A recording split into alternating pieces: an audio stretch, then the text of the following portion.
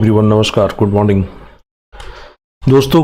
पिछली क्लास में हमने पढ़ा था राष्ट्रपति की जो शक्तियां हैं उनके बारे में। राष्ट्रपति की जो दो प्रकार की शक्तियां बताई थी आपको, एक ऑर्डिनरी पावर और दूसरी शक्तियां जो थी जो कि आपातकालीन या विशेष शक्तियां थी। तो विशेष शक्तियां जो है वो रह गई थी, आज उसको कवर कर लेते हैं, ठीक है। और साधारण शक्तियां जो हैं वो हम कर चुके हैं पिछले लेक्चर में। आप इसमें जो प्लेलिस्ट बनाई गई है 2024 के सिलेबस को लेकर के, वहाँ पर जाकर के भी उन लेक्चर को आप देख सकते हो। ये जो क्लास है ऑफलाइन और ऑनलाइन रहती है, आप इसको चाहें तो ज्वाइन भी कर सकते हैं जैसे आपको कन्वीनियंट रहे, ठीक है। तो राष्ट्रपति की जो आपातकालीन शक्तियां हैं उनको हम मुख्य रूप से तीन रूप से समझते हैं। एक आर्टिकल 352 में देख लेते हैं, दूसरी जो शक्ति है उसे हम आर्टिकल 356 के रूप में जानते हैं, और तीसरा जो है जिसे हम बोलते हैं 360, है ना। तीन ही आर्टिकल तो महत्वपूर्ण है, तो इसी के रूप में इसको समझ लेते हैं, ठीक।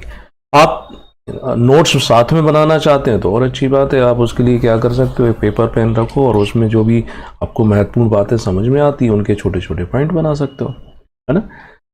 राष्ट्रपति की जो आपातकालीन शक्तियां हैं, उन आपातकालीन शक्तियों का वर्णन जो है कहाँ किया गया है, तो उनका वर्णन किया जाता है संविधान का जो भाग है 18 और 18 में 352 से लेकर 360 तक इनकी बातें की गई हैं। आपातकालीन शक्तियों का मतलब ये हो जाता है कि ऐसे सर्कमस्टांस, ऐसी सिचुएशन बने कि जहां साधारण रूप से बने हुए कानूनों से सामान्य रूप से हम उन समस्याओं का समाधान नहीं कर सकते हैं, तब हमें उस विशेष समस्या के समाधान के लिए विशेष प्रकार के कानून, विशेष प्रकार की शक्तियां चाहिए। तो इसी को ध्यान में रखते हुए ये बनाए गए थे। एक टेबल बनाई गई है, इसमें सारी तीनों जो शक्तियां हैं उनको हम कंपेयर भी कर सकते हैं। इनकेस अगर ऐसा कोई क्वेश्चन आ जाए कि राष्ट्रपति की आपातकालीन शक्तियों का तुलनात्मक अध्ययन कीजिए, तो उसका भी आप आंसर दे सकते हो, है ना। तो पहला जो आप देखोगे यहाँ पर जो लिखा हुआ है, मैं जरा पेन का कलर चेंज कर लेता हूं जो विजिबल रहे। पहले जो कॉलम में आपको बताई जाती है नेशनल इमरजेंसी, राष्ट्रीय आपातकाल, दूसरे में बताया जा रहा है प्रेसिडेंट रूल, राष्ट्रपति शासन, और तीसरे में बताया जा रहा है फाइनेंशियल इमरजेंसी यानी वित्तीय आपातकाल। और यहीं पर मैं थोड़ी सी चर्चा करूंगा दिल्ली की स्थिति में भी, क्या वहां पर भी राष्ट्रपति शासन लग सकता है कि नहीं लग सकता। तो राष्ट्रीय आपातकाल जिसे कहते हैं, नेशनल इमरजेंसी जिसे हम बोलते हैं, वो आर्टिकल नंबर 352 में लिखी हुई है भारत के संविधान में। और उसमें क्या बताया गया है 352 में कि देश में अगर ऐसी स्थिति बने तब हम इस राष्ट्रीय आपातकाल की घोषणा कर सकते हैं। मतलब राष्ट्रपति आपातकाल की घोषणा कर सकता है। कब? पहली सिचुएशन आती है वार की सिचुएशन, यानी युद्ध की स्थिति अगर है तो, ठीक। दूसरा आता है, लिखा है एक्सटर्नल एग्रेशन। इसका मतलब ये हो गया कि बाह्य आक्रमण, कि दूसरा कोई देश जो है भारत पर आक्रमण कर देता है, तो उससे निपटने के लिए, उसका मुकाबला करने के लिए यह घोषणा की जा सकती है। और तीसरा जो लिखा है वो आता है आर्म्ड रिवेलियन।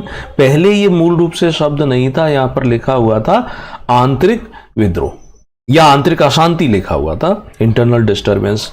तो आंतरिक अशांति शब्द का जो है वो दुरुपयोग किया था, और किसने दुरुपयोग किया था? वो किया हुआ था हमारी जो पूर्व प्रधानमंत्री जिनका निधन हो गया, इंदिरा गांधी के द्वारा, कांग्रेस की जो उस समय सरकार थी, तो उनके द्वारा किया गया था।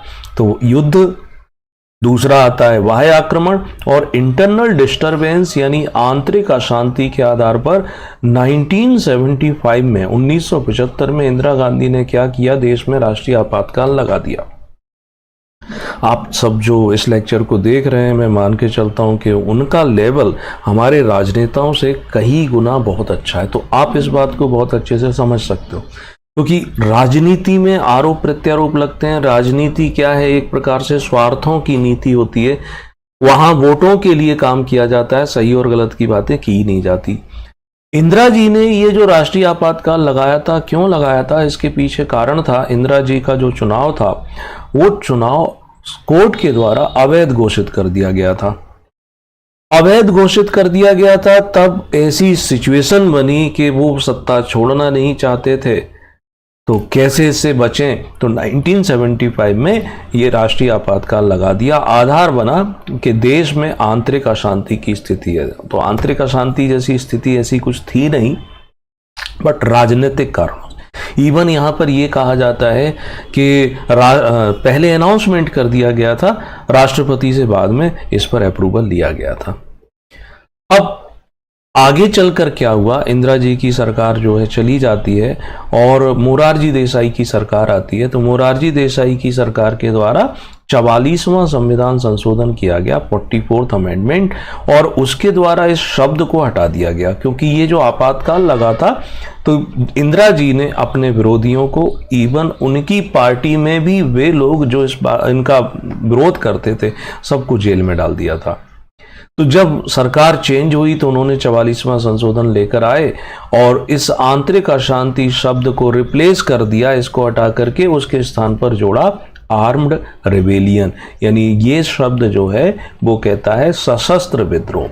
यानी राष्ट्रीय आपातकाल की घोषणा करने का तीसरा आधार तभी होगा जब ऐसा प्रतीत होता है कि देश में हथियारों के बल पर सशस्त्र विद्रोह किया जा रहा है, और उसमें भी काउंसिल ऑफ मिनिस्टर की रिटन, यानी कि जो कैबिनेट होती है, मंत्रिमंडल जिसे हम बोलते हैं, उसकी लिखित सिफारिश होना अनिवार्य है। तब तक इसको नहीं लगा सकते, है ना। तो राष्ट्रीय आपातकाल इस आधार पर लगाया जाता है। और अब प्रावधान क्या है कि on the written recommendation of cabinet, मंत्रिमंडल की लिखित सलाह चाहिए तभी लगेगा। अब राष्ट्रीय आपातकाल जब अनाउंस हो जाता है तो ये अनाउंसमेंट कैसे पार्लियामेंट के द्वारा इस पर अपनी स्वीकृति दी जाएगी, क्योंकि भारत कैसा है, संसदीय शासन प्रणाली वाला देश है। संसदीय शासन प्रणाली वाला देश होने की वजह से संसद को ज्यादा शक्तियां प्राप्त है। तो अगर कुछ ऐसा किया जाता है जिस पर संसद की अनुमति नहीं है या संसद से अनुमति नहीं ली गई है तो लेनी पड़ेगी, तभी आप उसको एग्जीक्यूट कर सकते हो लंबे समय तक। तो इसी को ध्यान में रखते हुए यहाँ प्रावधान है कि राष्ट्रपति शासन की जो घोषणा है विद इन 1 मंथ, यानी 1 महीने के अंदर अंदर इसको संसद से स्वीकृत कराना पड़ता है। संसद में प्रस्ताव रखा जाएगा, संसद उस पर अपनी सहमति देगी। जब संसद अपनी सहमति दे देती है तब यह 6 महीने तक वैलिड होगा। एक बार संसद के पास आया तो संसद ने अपना अप्रूवल दे दिया, तो अप्रूवल देने से 6 महीने तक वैलिड रहेगा। ऐसा नहीं हो सकते कि संसद में आप बोल दो कि हम राष्ट्रपति शासन लगाने जा रहे हैं 3 साल के लिए, 30 साल के लिए, नहीं, एक बार में सिर्फ 6 महीने तक। 6 महीने समाप्त होने पर आप दोबारा से फिर से अप्रूवल लेके 6-6 महीने कर सकते हो। तो 6-6 महीने करके इसको बढ़ाया जा सकता है। हमारे देश में अभी तक आर्टिकल 352 का प्रयोग 3 बार किया गया है। पहली स्थिति जो बनी थी वो बनी थी कब, 1962 में, 1962 में चीन के साथ जब युद्ध हुआ था। दूसरी स्थिति कब बनी थी, फिर पाकिस्तान के साथ जब युद्ध हुआ था 1971 में। 1971 का जो युद्ध था, यानी ये युद्ध जिस समय पूर्वी पाकिस्तान बांग्लादेश के रूप में भारत ने स्वतंत्र करा दिया था। और तीसरा जो लगा है 1975 में लगा था, आंतरिक अशांति के आधार पर, है ना। ये याद रखने वाला पॉइंट है। एक बात और यहाँ पर समझनी चाहिए आपको कि ये जो 1971 वाला आपातकाल है, उस आपातकाल में क्या था कि ये भारतीय सेना अध्यक्ष जो हैं जनरल अरोड़ा, उनके सामने पाकिस्तान के द्वारा सरेंडर किया गया था। लगभग 90,000 सैनिकों ने आत्मसमर्पण किया था। ये विश्व का सबसे बड़ा सरेंडर माना जाता है। स्थिति क्या थी, स्थिति ये बनी हुई थी कि जो भारत के इस साइड में, जिसे आज हम बांग्लादेश कहते हैं, वो पाकिस्तान था। पूर्वी पाकिस्तान, ये पूर्वी नहीं, पश्चिमी पाकिस्तान के नाम से जाना जाता था, जिसे आप वेस्ट बंगाल के नाम से जानते हैं। और ये जो था ये पूर्वी पाकिस्तान के नाम से जाना जाता था। अब यहाँ पर क्या होता है, यहाँ पर चुनाव कराए जाते हैं। यहाँ पर जनरल याया खान जो थे उन्होंने चुनाव कराए, और इधर जब बांग्लादेश जो है वहां पर जो थे वो शेख मुजीबुद्दीन रहमान करके थे। तो जनरल याया खान को सीटें कम मिली, इनको सीटें ज़्यादा मिली। ये नहीं चाहते थे कि इनको कुछ अधिकार मिले, तो इंदिरा जी ने इस मामले का एक प्रकार से बेनिफिट भी लिया, क्योंकि यहाँ पर विरोध किया गया था, हत्याएं की गई थी, तो वहाँ पर एक मुक्ति वाहिनी उनकी सेना बनी थी, तो जिसका भारत ने समर्थन किया था। अमेरिका के राष्ट्रपति के पास भी इंदिरा जी गई थी, लेकिन उन्होंने मना कर दिया था कोई भी सहायता देने से। तो ऐसे में जनरल याया खान ने क्या किया था, भारत के ऊपर आक्रमण करवा दिया था। तो भारत के ऊपर जब आक्रमण हुआ था तो इंदिरा जी ने अमेरिका के राष्ट्रपति को बता दिया था कि यदि हमारे ऊपर आक्रमण करेंगे तो हम पीछे नहीं हटेंगे। तो बस पलट के भारत ने जवाब दिया और इस पाकिस्तान से अलग देश करवा दिया, जिसकी आज बांग्लादेश के नाम से जाना जाता है। ठीक है, और ये जो आपातकाल था 1971 वाला, ये अभी चल रहा है, लेकिन कौन से बॉर्डर पर चल रहा है, बांग्लादेश वाले बॉर्डर पर। उसके बाद ये इन्होंने आंतरिक अशांति के आधार पर लगा दिया था, जिसमें आडवाणी, इवन लालू प्रसाद यादव, है ना, जयप्रकाश नारायण, राम मनोहर लोहिया जैसे कई सारे नेताओं को जेल में बंद कर दिया था। लंबे समय तक ये आपातकाल लगा रहा। 1975 में आपातकाल लगाया जून को, 1977 में मार्च के महीने में इसको हटाया जाता है। तब नए चुनाव होते हैं, तो ये जो 1975 की इमरजेंसी थी उसको और 1971 में जो इमरजेंसी लगी थी उसको, दोनों को एक साथ वापस लिया जाता है। तो यहाँ पर हमें एक बात समझ में ये आना चाहिए कि राष्ट्रीय आपातकाल जो है ये पूरे देश पर भी लगाया जा सकता है और देश के एक छोटे से हिस्से पर भी लगाया जा सकता है। आर्टिकल 352। फर्क क्या पड़ता है, अंतर क्या आता है? राष्ट्रीय आपातकाल अगर लगा भी देते हैं तो उससे क्या होगा? उससे क्या होता है कि राज्यों पर केंद्र का नियंत्रण बढ़ जाता है ना। फंडामेंटल राइट जो रहते हैं उनको सस्पेंड किया जा सकता है, यानी कंट्रोलिंग जो है केंद्र की बढ़ जाती है, नियंत्रण बढ़ जाता है। तो जो नियंत्रण बढ़ने की स्थिति है, इस वजह से हम किसी भी ऐसी विकट स्थिति का सामना कर सकते हैं, है ना। तो ये हो गया आर्टिकल 352, जिसे हम नेशनल इमरजेंसी कहते हैं, राष्ट्रीय आपातकाल कह सकते हैं। आप में से कोई बता सकता है कि जो फंडामेंटल राइट हैं, मौलिक अधिकार जो हैं, तो ऐसे कौन से आर्टिकल हैं जो किसी भी स्थिति में कभी भी सस्पेंड नहीं होते, जिन्हें कभी भी हम स्थगित नहीं कर सकते? बता सकते हैं, कमेंट बॉक्स में बताएं। अब दूसरे पर चलते हैं। दूसरी शक्ति है जिसे हम बोलते हैं आर्टिकल 356 के आधार पर राष्ट्रपति शासन। राष्ट्रपति शासन, प्रेसिडेंट रूल। 356 जो है वो ये कहता है कि यदि राज्य में, स्टेट की बात करते हैं, यदि राज्य में फेलियर ऑफ कॉन्स्टिट्यूशनल मशीनरी, यानी राज्य में यदि संवैधानिक तंत्र या संवैधानिक व्यवस्था जो है वो कैसी हो गई है, फेल हो गई है, असफल हो गई है, तब ऐसी स्थिति में आर्टिकल 356 का प्रयोग कर सकते हैं। तो फेलियर ऑफ कॉन्स्टिट्यूशनल मशीनरी, इस आधार पर राज्यों में जो गवर्नर होते हैं ना, राज्यपाल, तो राज्यपाल क्या करते हैं, अपनी रिपोर्ट बना कर के दे सकते हैं, केंद्र को अपनी रिपोर्ट बना के भेज देंगे और उसमें लिख देंगे कि राज्य की जो प्रशासनिक व्यवस्था है वो संविधान के अनुरूप नहीं चल रही है या संवैधानिक तंत्र असफल हो गया है। तब इस रिपोर्ट को आधार मानकर या इस रिपोर्ट के अलावा भी अन्य किसी स्रोत से भी उन्हें ऐसा लगता है तो वो राष्ट्रपति शासन लगा सकते हैं। जैसे वेस्ट बंगाल का मैं उदाहरण ले लेता हूं। पहले राष्ट्रपति शासन जो था, राजनीतिक रूप से इसका दुरुपयोग होता था। केंद्र में अगर एक दल की सरकार है, राज्य में किसी दूसरे दल की सरकार है, तो दूसरे दल की सरकार को हटाने के लिए राज्यपालों के द्वारा फर्जी रिपोर्ट मंगाई जाती थी और राष्ट्रपति शासन लगा दिया जाता था। लेकिन अब लंबे समय से हमें ऐसा देखने को नहीं मिल रहा है। ठीक है, तो अब मैं उदाहरण दे रहा था कि जैसे वेस्ट बंगाल की बात है, अभी वहाँ पर संदेश खाली या शाहजहां शेख का नाम सुना हमने, या वहाँ पर एनआईए की टीम जाती है तो एनआईए की टीम पर पथराव भी होता है और राज्य की जो पुलिस है उनके खिलाफ केस भी कर लेती है। ईडी की टीम जाती है तो उनके ऊपर पथराव करते हैं, सीबीआई की टीम जाती है। क्योंकि ममता बनर्जी और केंद्र सरकार की जो दोनों के बीच टकराव की स्थिति है, इस आधार पर भी वेस्ट बंगाल का गवर्नर चाहे तो रिपोर्ट बनाकर भेज देगा कि राज्य की संवैधानिक मशीनरी जो है ठीक से काम नहीं कर रही है। मेरी अनुशंसा है कि यहाँ राष्ट्रपति शासन लगाया जाए। तो राष्ट्रपति शासन लगाया जा सकता है। लगाते क्यों नहीं है स्थिति, तो वहाँ पंचायतों के चुनाव में भी बम फोड़े जाते हैं। क्योंकि अब क्या हो गया है, अब थोड़ा सा सोशल मीडिया भी है, सूचना क्रांति है, न्यूज भी बहुत, मीडिया का भी ज़्यादा बोलबाला है, तो दुष्प्रचार ज़्यादा होता है। तो सरकार, केंद्र सरकार ये नहीं चाहती है कि हमारा अनावश्यक से इमेज पर कुछ लग जाए, बट्टा लग जाए साग पर, तो इसलिए उसका प्रयोग नहीं कर रहे हैं। स्थितियां इतनी अगर किसी पहले हुई होती तो कब का राष्ट्रपति शासन लगा देते। ठीक है, दिल्ली की स्थिति बात करें। दिल्ली हालांकि केंद्र शासित प्रदेश है, तो केंद्र शासित प्रदेश होने के नाते यहाँ पर कभी भी राष्ट्रपति शासन लगा सकते हैं। संवैधानिक रूप से इसको कोई रोक नहीं सकता। जैसे वो आपा पार्टी के लोग कहते हैं ना कि संविधान हमें अनुमति देता है कि जेल से हम सरकार चला सकते हैं, तो उसी आधार पर संविधान ये भी अधिकार देता है कि दिल्ली की जो स्थितियां हैं वहाँ पर कभी भी राष्ट्रपति शासन लगा सकते हैं।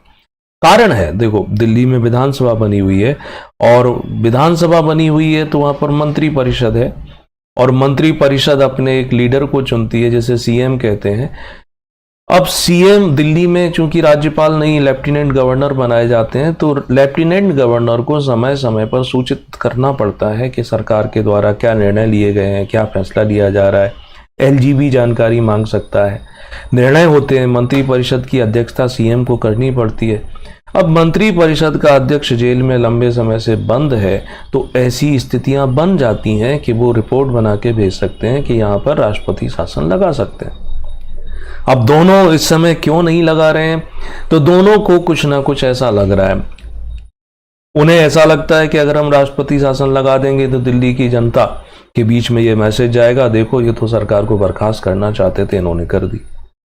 ठीक है, और वो दबाव बना रहे हैं कि इनको इस्तीफा देना चाहिए, जेल में रह करके सरकारें नहीं चलती है। तो ये पॉलिटिकल बाजी, राजनीति हो रही है एक तरीके से। राजनीति में कुछ भी नैतिक नहीं है आज के समय में, सब कुछ जो भी हो रहा है सिर्फ स्वार्थ है।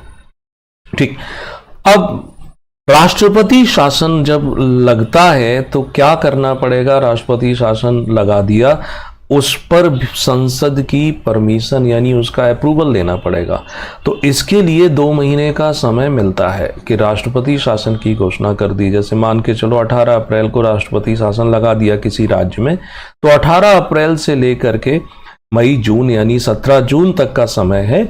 17 जून तक संसद से इसको अप्रूवल मिले, यानी संसद इस पर सहमत हो जाए कि हाँ यहाँ पर ऐसी कंडीशन थी कि राष्ट्रपति शासन लगाना चाहिए, तब यह 6 महीने तक वैलिड होता है। और 6-6 महीने करके इसको बढ़ा सकते हैं, 3 साल से ज़्यादा नहीं बढ़ा सकते। 3 साल से ज़्यादा बढ़ाना है तो निर्वाचन आयोग अगर ये सर्टिफाइड कर देता है कि उस राज्य में चुनाव कराने में असमर्थ हैं या नेशनल इमरजेंसी लगी हुई है, तो ऐसी स्थिति में 3 साल से आगे भी बढ़ा सकते हैं। ठीक है ना, ये एक ऐसा आर्टिकल है, एक ऐसा प्रावधान है, राष्ट्रपति की एक ऐसी शक्ति है जिसका सबसे ज्यादा बार दुरुपयोग किया गया है संविधान पार्टियों के द्वारा। भारत में सबसे पहली बार आर्टिकल 356 का प्रयोग किया गया था पंजाब में। सबसे ज्यादा बार जो प्रयोग किया गया है वो कहां पर किया गया, जम्मू कश्मीर में, है ना। मध्य प्रदेश के संदर्भ में अगर हम देखते हैं तो मध्य प्रदेश में भी राष्ट्रपति शासन जो है लगा हुआ है 3 बार। ठीक है, 3 बार पहले लगा था 29 अप्रैल 1977 से लेकर 25 जून 1977 को। दूसरी बार राष्ट्रपति शासन लगा 18 फरवरी 1980 से लेकर 8 जून 1980 को। और तीसरी बार लगा था 15 दिसंबर 92 को लेकर 7 दिसंबर 1993 तक। अब देखो यहीं पर राष्ट्रपति शासन का मध्य प्रदेश में भी दुरुपयोग हुआ था। ये जो राष्ट्रपति शासन लगा था 15 दिसंबर 92 को, अयोध्या में जो राम जन्मभूमि मंदिर है उसके ऊपर जो मस्जिद बनाई गई थी, उस मस्जिद के ढांचे को जब गिराया जाता है 92 में, तब क्या किया था कि 4 राज्यों में राष्ट्रपति शासन लगा दिया गया। यूपी में भी लगा दिया गया, एमपी में भी लगा दिया गया, राजस्थान में भी लगा दिया गया और गुजरात में भी लगा दिया गया। ये चारों राज्य जो थे जिनमें बीजेपी की सरकारें थी। इंसिडेंस जो हुआ था वो उत्तर प्रदेश में हुआ था, मध्य प्रदेश में, राजस्थान में, गुजरात में राजनीतिक कारणों से लगाया गया। सुप्रीम कोर्ट मामला पहुंचता है तो उसने बोला कि ये गलत लगाया गया है। तो गलत लगाया गया है तो इसका अर्थ ये हुआ कि आप राष्ट्रपति शासन लगा चुके हो, यानी यहाँ की जो मंत्री हैं, सीएम है, वो सब सस्पेंडेड है। तो वापस से सरकार आ जाएगी, आ भी सकती थी, लेकिन जब तक ये फैसला आया तब तक 5 साल का कार्यकाल लगभग पूरा हो चुका था, है ना। तो ऐसी स्थिति है। एक चीज और समझने की है यहां पर कि यदि मान लो जैसे कहा ना कि संसद जो है 2 महीने के अंदर राष्ट्रपति शासन को क्या करे, अपनी स्वीकृति दे दे, तब तो ठीक है।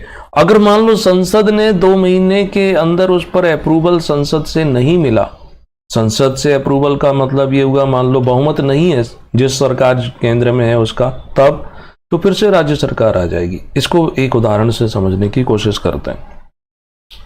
बिहार में लालू जी ने चारा घोटाला किया, है ना, और उसमें उनको सजा भी मिली है और अभी वो बेल पर बाहर है। चारा घोटाला जब हुआ तब लालू जी को जेल हुई। लालू जी जेल जाने से पहले क्या करते हैं, अपनी पत्नी राबड़ी देवी को सीएम पद दे देते हैं। राबड़ी देवी मुख्यमंत्री बन जाती हैं। केंद्र में उस समय अटल बिहारी वाजपेयी की सरकार थी। बिहार का प्रशासन ठीक से नहीं चलता है तो बिहार के गवर्नर ने रिपोर्ट बना के दे दी कि राज्य में संवैधानिक तंत्र, संवैधानिक मशीनरी जो है वो फेल हो गई है, यहां राष्ट्रपति शासन लगाया जाए। वाजपेयी जी ने उस रिपोर्ट के आधार पर बिहार में राष्ट्रपति शासन लगा दिया। तो बिहार में जब राष्ट्रपति शासन लगा, ठीक है, तो इसका मतलब क्या हुआ कि वहां की जो मंत्री परिषद है बिहार की, वो क्या हो गई, सस्पेंड हो गई। अभी डिसमिस नहीं हुई है, सस्पेंड होगी, निलंबित हुई है। अब वाजपेयी जी को संसद से इसका अप्रूवल लेना था, लोकसभा से भी पास करवाना था और राज्यसभा से भी पास करवाना था। लोकसभा में तो इनको बहुमत मिल गया था, इन्होंने सहयोगी दल जिनसे सरकार चला रहे थे, मगर राज्यसभा में बहुमत नहीं था। तो राज्यसभा में ये जो घोषणा है इसको अप्रूवल नहीं मिला। तो अप्रूवल नहीं मिला तो फिर राबड़ी देवी फिर से सरकार यानी सीएम बन जाती है। तो अगर 2 महीने के अंदर अप्रूवल नहीं मिला तो सरकार रिकॉल हो जाएगी, वापस आ जाएगी। ठीक है, तो ये था दूसरी शक्ति, कौन सी, राष्ट्रपति की आपातकालीन शक्तियों में, है ना। यहां आप देखोगे कि देखो केंद्र में इस 356 का मिसयूज कहो या यूज करने वाले सबसे ज्यादा, तो सबसे ज्यादा बार इंदिरा गांधी के द्वारा राष्ट्रपति शासन लगाया गया, 51 टाइम्स, 51 वक्त। उसके बाद मोरारजी देसाई सरकार कुछ समय के लिए ही आई थी, 1977 से लेकर के कुछ 1.5 साल के आसपास चली थी। उन्होंने भी 19 टाइम्स, 19 बार राष्ट्रपति शासन लगाया। मनमोहन सिंह जो 10 साल तक रहे एज अ रिमोट कंट्रोल राजनीतिक, उनके प्रतिद्वंदी बोलते हैं, मनमोहन सिंह ने भी 11 बार, 11 टाइम्स राष्ट्रपति शासन लगाया हुआ है। नरसिम्हा राव सरकार के द्वारा भी 11 बार लगाया गया।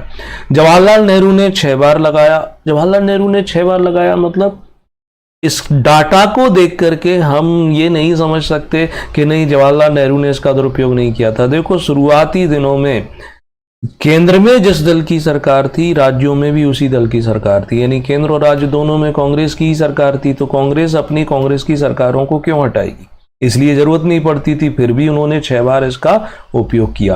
राजीव गांधी ने 6 बार उपयोग किया। चंद्रशेखर जो कुछ महीने के लिए प्रधानमंत्री बने थे, उनके द्वारा 5 बार किया गया। चौधरी चरण सिंह तो कुछ ही समय के लिए बने थे, 4 बार उन्होंने भी राष्ट्रपति शासन लगाया। अटल बिहारी वाजपेयी ने 4 टाइम्स, 4 बार लगाया। बीपी सिंह, विश्वनाथ प्रताप सिंह प्रधानमंत्री थे, इन्होंने 2 बार लगाया। और नरेंद्र मोदी सरकार ने 2 बार लगाया। एक तो दिल्ली में ही लगा था और एक वहां राज्य महाराष्ट्र में लगा हुआ था। आपको याद होगा कि ऐसी सिचुएशन बन गई थी कि किसी को बहुमत प्राप्त नहीं है, तब जा करके।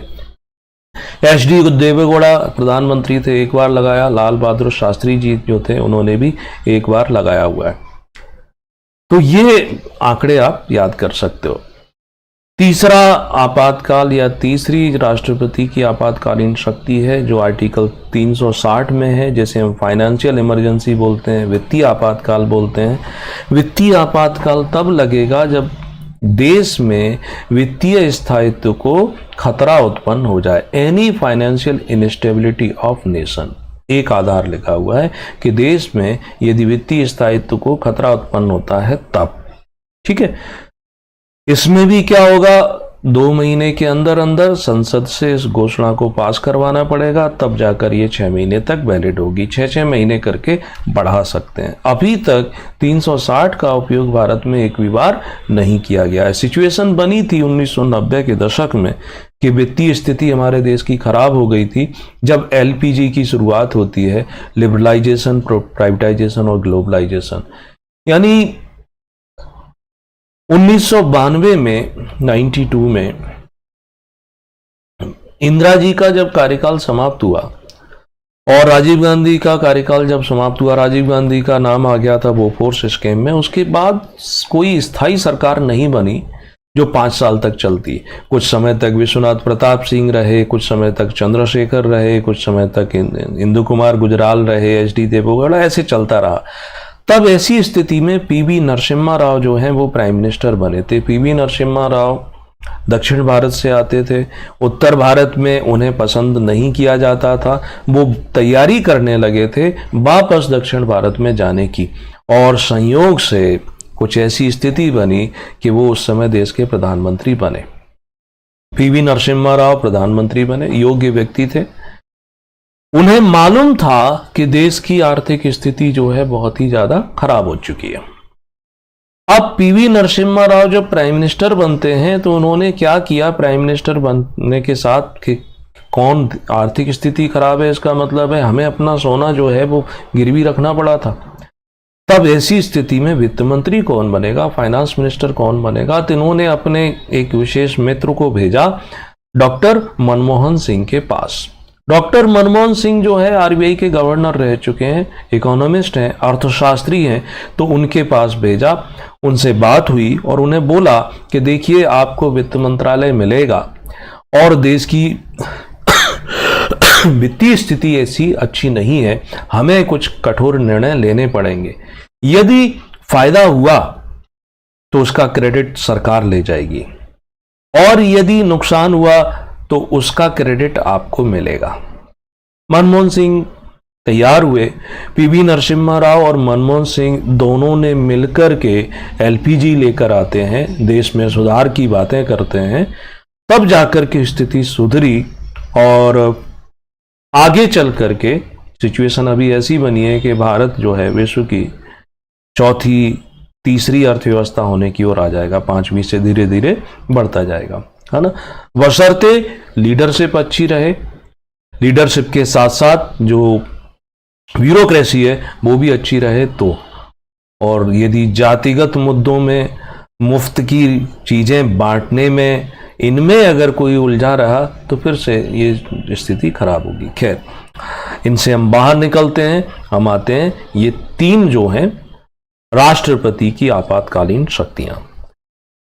अब प्रश्न ये उठता है कि राष्ट्रपति की ये जो आपातकालीन शक्तियां हैं कि आपने राष्ट्रीय आपातकाल लगा दिया या राष्ट्रपति शासन लगा दिया या वित्तीय आपातकाल लगा दिया, ये सही है, गलत है, इसको लेकर क्या हम किसी न्यायालय में जा सकते हैं? हाँ, सुप्रीम कोर्ट में जा करके हम इस पर क्या कर सकते हैं, रिव्यू करवा सकते हैं कि वो स्थितियां वास्तव में ऐसी थी कि जिस वजह से 352, 356 या 360 का प्रयोग किया गया, और सुप्रीम कोर्ट उसका उस आधार पर अपना निर्णय देता है। आपातकाल में केंद्र राज्यों की तुलना में अधिक शक्तिशाली हो जाता है ना, इसलिए ये लगाते हैं।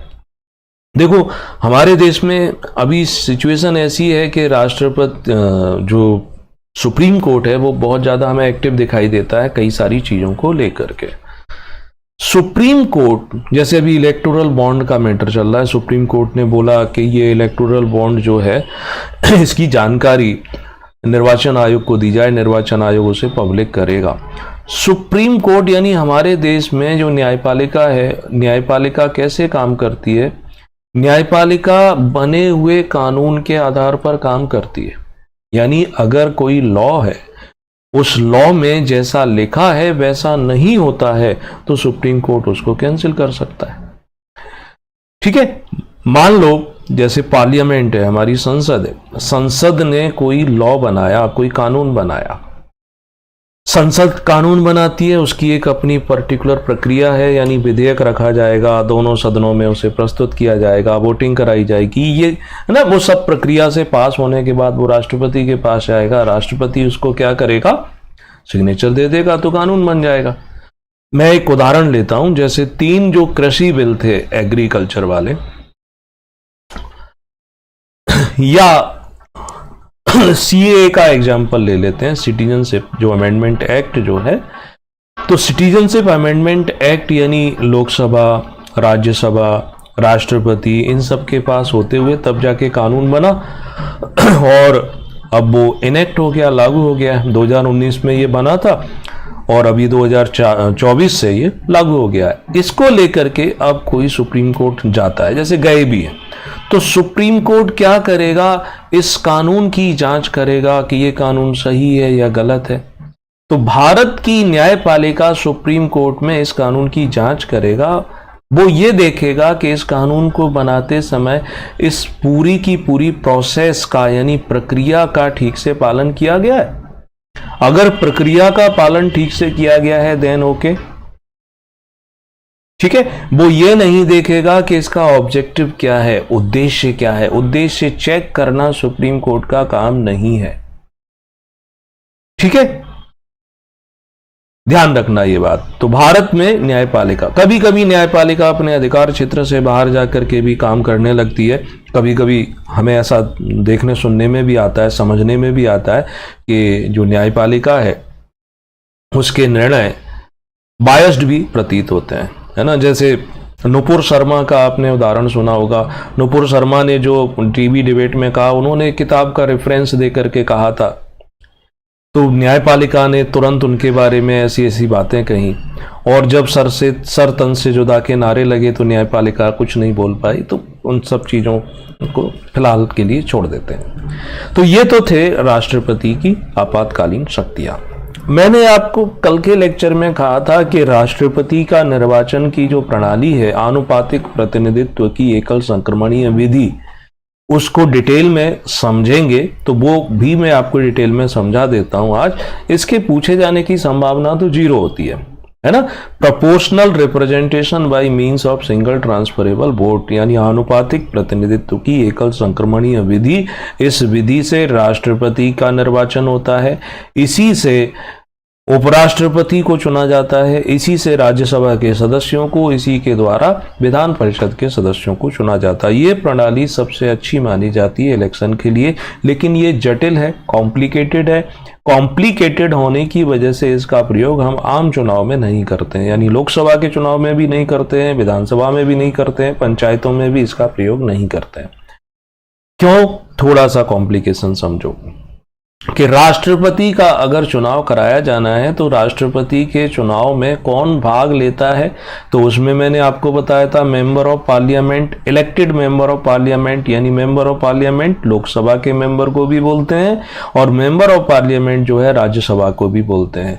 राज्यसभा के वे लोग जो इलेक्टेड होकर आते हैं, लोकसभा के वे लोग जो इलेक्टेड होकर आते हैं, और मेंबर ऑफ लेजिस्लेटिव असेंबली यानी जो विधायक होते हैं वो भी राष्ट्रपति को चुनते हैं। तो सबसे पहले क्या किया जाता है कि जो विधायक वोट डालेंगे तो हम विधायक के मत का मूल्य निकालते हैं। यानी इसको ऐसे समझ लो कि विधायक मान लो वोट डालता है तो एक विधायक का वोट जो है कितने वोट के बराबर माना जाएगा। क्योंकि मध्य प्रदेश में 230 विधायक हैं और मध्य प्रदेश के 230 विधायक किसका रिप्रेजेंटेशन करते हैं? मध्य प्रदेश की पब्लिक का। तो एक विधायक जो वोट डालेगा वो कितने वोटों के बराबर आता है, तो उसको काउंट करते हैं, उसका कुछ फॉर्मूला लगाते हैं, तो वोट वैल्यू निकाली जाती है किसकी? विधायक की। ये कैसे निकालते हैं? तो वो निकालते हैं, देखना इसमें क्या करते हैं कि मध्य प्रदेश का हमने उदाहरण लिया कि मध्य प्रदेश के 230 विधायक हैं। अब मध्य प्रदेश के एक विधायक के वोट की वैल्यू निकालनी है, तो हम मध्य प्रदेश में पॉपुलेशन कितनी है, मध्य प्रदेश में कितनी जनसंख्या है, और उस जनसंख्या में भाग किसका दे देंगे? मध्य प्रदेश में टोटल विधायक कितने? तो मध्य प्रदेश में विधायक हैं 230 और लगभग हम जनसंख्या मान लेते हैं 7 करोड़। तो 7 करोड़ को भाग दे देंगे 230 से और इसमें नीचे 1000 से गुणा कर देंगे। तो इससे क्या होगा कि एक विधायक के वोट की वैल्यू आ जाएगी। ठीक है, देखो फिर से मैं एक उदाहरण पूरा का पूरा आपको देता हूं। जैसे 2007 के डाटा से समझाने की कोशिश करता हूं कि मध्य प्रदेश में 2007 में पॉपुलेशन थी लगभग 3 करोड़ के आसपास। ठीक, मध्य प्रदेश में विधायकों की संख्या कितनी है? 230। तो हम मध्य प्रदेश के एक विधायक के वोट का वैल्यू निकालना चाहते हैं, तो मध्य प्रदेश में जितनी पॉपुलेशन है उसको 230 से भाग दे देंगे। ठीक है, भाग देने के बाद इसमें क्या करेंगे? 1/1000 का गुणा और कर देंगे, तो ये निकल के आई 131। यानी मध्य प्रदेश के एक विधायक के वोट की वैल्यू है 131। तो मध्य प्रदेश में टोटल विधायक कितने हैं? 230। 230 की वैल्यू कितनी हो जाएगी? 131 में 230 का मल्टीप्लाई कर दो, यानी कि ये हो गई 30,130। यानी मध्य प्रदेश के अगर विधायक राष्ट्रपति के चुनाव में भाग लेंगे तो उनके द्वारा टोटल वोट कितने काउंट किए जाएंगे? 30,130। तो सबसे पहले विधायकों के वोट का मत वैल्यू निकालते हैं। ये काम मध्य प्रदेश के विधायकों के लिए कर दिया, यही काम यूपी के लिए करेंगे। यूपी की पॉपुलेशन होगी, यूपी के विधायक कितने होंगे, उसमें ये फॉर्मूला लगाएंगे। तो सभी राज्यों, वे केंद्र शासित प्रदेश जिनमें विधानसभा है, दिल्ली और पौंडीचेरी की अगर हम बात करें, तो वहां पर भी यही फॉर्मूले का प्रयोग करके हम सारे के सारे विधायकों का वोट वैल्यू निकाल लेंगे। अब विधायकों का वोट वैल्यू आ गया, देन अब क्या करते हैं? अब सांसदों के मत का मूल्य निकाला जाता है। सांसद के मत का मूल्य कैसे निकाला जाएगा? तो जो टोटल वोट वैल्यू निकल के आई थी ना विधायकों की, ठीक है, उसके आधार पर निकालेंगे। तो देखो उसका फॉर्मूला क्या है कि एक सांसद के मत का मूल्य कितना होगा कि कुल जितने देश के विधायकों के मत मूल्य आए थे, जितनी वोट वैल्यू आई थी, उसमें हम जितने सांसद हैं जो राष्ट्रपति के चुनाव में भाग लेंगे निर्वाचित, उससे भाग दे देंगे। तो मैं उदाहरण दे रहा हूं, 2007 में देश के सभी विधायकों के मत का मूल्य था, वो इतना था 5,49,495, है ना, लगभग 5.5 लाख था। तो 5.5 लाख जो था, अब सांसद का वोट वैल्यू, तो लोकसभा में थे 543 सिलेक्टेड, राज्यसभा में थे 233 सिलेक्टेड, यानी total elected member of parliament से 776। तो इस संख्या में हम 776 से भाग दे दें, है ना। यही तो करेंगे। सांसद के मत का मूल्य निकालने के लिए जो विधायकों के मत का मूल्य था उसमें 776 से डिवाइड किया, तो एक सांसद के वोट की वैल्यू पता चल गई 708। टोटल सांसदों के वोट की वैल्यू कितनी हो जाएगी? तो 776 का इसमें मल्टीप्लाई कर दो, तो ये सांसदों के वोट की वैल्यू आ गई। विधायकों के वोट की वैल्यू आपको पता है, सांसदों के वोट की वैल्यू पता है। अब आगे का प्रोसीजर चलेगा। आगे क्या होगा? इन दोनों के वोट को हम जोड़ लेंगे, यानी राष्ट्रपति के चुनाव में टोटल वोट कितने। देखो यहां ऐसा नहीं हो रहा है कि वोट डालने वाले व्यक्तियों को जोड़ रहे हैं कि 776 सांसद वोट डाल रहे थे और देश में टोटल विधायक कितने थे वो वोट डाल रहे थे, 2-2.5 हजार होते हैं। नहीं, हम यहां उनके द्वारा डाले गए वोट का वैल्यू निकाल रहे हैं। यानी नाम है ना आनुपातिक प्रतिनिधित्व, यानी जो जनता का प्रतिनिधित्व करते हैं ना सांसद और विधायक, तो उसकी वैल्यू कितनी होगी। तो वो ये मैथमेटिकल फॉर्मूले से निकल कर के आ गई कि देश में अब राष्ट्रपति को टोटल वोट मिलेंगे इतने, उदाहरण के लिए अब राष्ट्रपति को इतने वोट मिलेंगे तो क्या किया जाएगा, अब मिनिमम कोटा डिसाइड किया जाएगा कि राष्ट्रपति जो व्यक्ति राष्ट्रपति का चुनाव लड़ रहा है, जीतने के लिए कम से कम इतने वोट तो आपको लाने ही पड़ेंगे। यानी ये समझ लो कट ऑफ मार्क्स हो गया है ना, कि 100 नंबर का पेपर है तो 100 नंबर में अब यहां कट ऑफ मार्क्स डिसाइड कर दिया तो वो कितना होगा, आधे से एक अधिक, यानी 2 से भाग दो 1 जोड़ दो कि कम से कम 51। तो वो कैसे निकाला कि टोटल वोट कितने मिलने वाले हैं राष्ट्रपति को, तो टोटल वोट मिलने वाले थे राष्ट्रपति को यहां 10 लाख के आसपास। तो जीतने वाले व्यक्ति को कितने वोट चाहिए, इसका कम से कम आधे से एक अधिक होना चाहिए। तो टोटल वोट 2 से भाग दें 1 जोड़ दें, उतने अगर वोट मिलते हैं तो व्यक्ति वह विनर होगा, अदरवाइज विनर नहीं होगा। दूसरे राउंड की गणना की जाएगी। समझते हैं इसको भी, देखो ऐसे समझते हैं। मान लो 4 लोग हैं, 4 कैंडिडेट हैं जो राष्ट्रपति का चुनाव लड़ना चाहते हैं, candidate A, candidate be, candidate C, candidate D, ठीक है। अब जो विधायक और सांसद वोट डालेंगे वो ऐसा नहीं कर सकते हैं कि ईवीएम जैसा सिस्टम है कि बस हमने एक पर बटन दबा दिया और वो जीत जाएगा। जितने कैंडिडेट खड़े हुए हैं उन सबको उसे वोट डालना होता है, यानी उसको पर्ची मिलती है और पर्ची में उसे अपनी प्रायोरिटी देनी होती है। यानी अगर 4 उम्मीदवार हैं तो उसको लिखना पड़ेगा कि मेरी पहली पसंद ये है, दूसरी पसंद ये है, तीसरी पसंद ये है, चौथी पसंद ये है। मान लो एक व्यक्ति ने लिखा कि मैं चाहता हूं कि ए नंबर का कैंडिडेट जो है वो राष्ट्रपति बने, पहले नंबर पर मेरी चॉइस ये है। अब वो कहता है कि बी और सी डी को भी तो देना है, तो बोलता है बी जो है इसको मैं तीसरे नंबर पर रखना चाहता हूं, सी जो है इसको मैं सेकंड प्रेफरेंस देना चाहता हूं, डी जो है उसे मैं 4th प्रेफरेंस देना चाहता हूं। ऐसे करके हर विधायक, हर सांसद अपने वोट देता है, ठीक। अब वोटिंग होने के बाद फाइनली देखा जाएगा कि कैंडिडेट ए को कितने वोट मिले, बी को कितने मिले, सी को कितने मिले, डी को कितने मिले। इनमें से किसी भी कैंडिडेट को जो मिनिमम कोटा अभी डिसाइड किया था उस मिनिमम कोटा वो प्राप्त कर रहे हैं तो विनर। अगर मिनिमम कोटा नहीं प्राप्त कर रहे हैं, मान लेते हैं कि डी कैंडिडेट जो है, डी को सबसे ज्यादा वोट मिले बट मिनिमम कोटा से कम है, 10 वोट भी कम है या 1000 वोट भी कम है, तो ये डी विनर नहीं होंगे। अब क्या होगा, अब दूसरे राउंड की गणना शुरू होगी। कहने का मतलब ये है कि इस ए, बी, सी और डी में डी को सबसे ज्यादा वोट मिले बट मिनिमम कोटा उन्होंने प्राप्त नहीं किया, तब ए व्यक्ति जो है उसको सबसे कम वोट मिले, यानी सबसे कम लोगों ने पसंद किया कि ए राष्ट्रपति बने, तो इस ए का नाम हटा देंगे। इस ए को जो वोट मिले थे वो अब ट्रांसफर हो जाएंगे डी में। दूसरे नंबर पर कौन था, मान लो बी था, तो अब इसके वोट ट्रांसफर हो जाएंगे दूसरे नंबर वाले पे, यानी यही रहेगा। तीसरे पर कौन था, यानी ऐसे करके उनके वोट ट्रांसफर होकर के जुड़ते जाएंगे और फिर देखा जाएगा कि अब किसी को मिनिमम कोटा प्राप्त हुआ है, अगर दूसरे राउंड में भी नहीं प्राप्त हुआ है तो तीसरे राउंड की गणना होगी। तो ऐसे करके ये गणना होती है, ठीक है ना।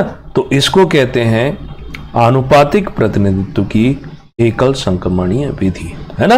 मैं फिर से समझा देता हूं कि जैसे हमने एक अपना डाटा निकाला था कि टोटल वोट हैं इतने और मिनिमम कोटा कितना हो जाएगा, 2 से भाग दे के 1 जोड़ देंगे। अब अगर डी को सबसे ज्यादा वोट मिले हैं लेकिन फिर भी मिनिमम कोटा को प्राप्त नहीं करा है, तो नेक्स्ट जिसको सबसे कम मिले हैं उसका नाम हटा देंगे और उसको जिसने पहली चॉइस, दूसरी चॉइस, तीसरी चॉइस रखा है उनको अन्य कैंडिडेट में वोट ट्रांसफर कर दिए जाते हैं। तो काफी कॉम्प्लिकेटेड होने की वजह से ये जो है प्रोसेस, इसको आम चुनावों में नहीं रखा जाता है ना। वहां पर तो ये किया जाता है कि बस आप तो दूसरों से 1 वोट भी ज्यादा लेकर आओ और हम आपको विनर घोषित कर देंगे, ठीक। तो भारत में वर्तमान में जो लोकतंत्र है, जो चुनाव प्रणाली है, तो हमें देखने सुनने को मिलता है ना कि क्या कहती हैं सरकारें कि मेरी सरकार बहुमत में है, मेजॉरिटी मुझे मिली हुई है। सच्चाई क्या है? सच्चाई देखो, आप समझ सकते हो कि जब वोटिंग होती है तो मतदान कितने प्रतिशत होता है? 60% हो जाएगा, 55 से 60 के बीच में, है ना।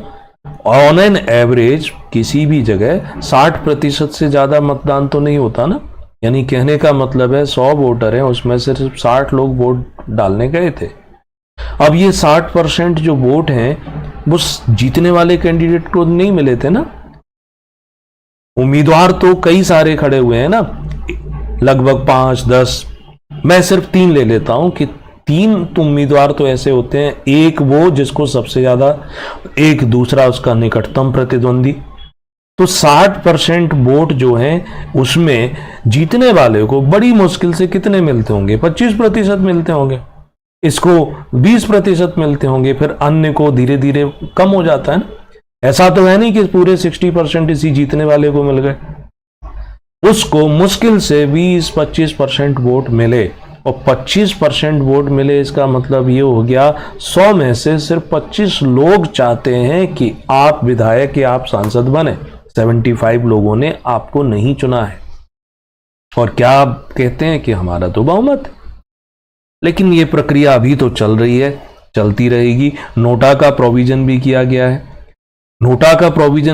नोटा को अभी बहुत सारे वोट मिलते हैं, बट उससे कुछ नुकसान नहीं होता है किसी का भी, और किसी का कोई फायदा भी नहीं होता है। आगे चल करके इस पर भी कुछ होना चाहिए कि अगर नोटा को जीतने वाले कैंडिडेट से ज्यादा वोट मिल जाए, तब किसी जगह पर कोई कैंडिडेट चुनाव लड़ता है, उसको वोट मिले 1000 और नोटा को वोट मिले 2000, ऐसी स्थिति में उस व्यक्ति को हम विनर स्वीकार करें, करना तो पड़ेगा टेक्निकली, तो अभी यही स्थिति है, वो सही नहीं होगा।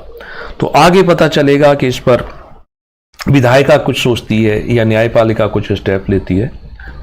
तो ये थे राष्ट्रपति की आपातकालीन शक्तियां। उम्मीद करता हूं आपको समझ में आई होंगी। फिर भी कोई डाउट है तो आप पूछ सकते हैं। क्लासेस जो है वो रेगुलर चलती है।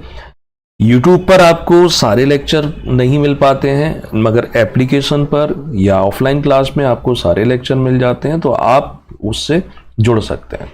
ठीक है, तो अभी के लिए इतना। कल फिर इसके बाद आगे के लेक्चर को कंप्लीट करेंगे। Thank you.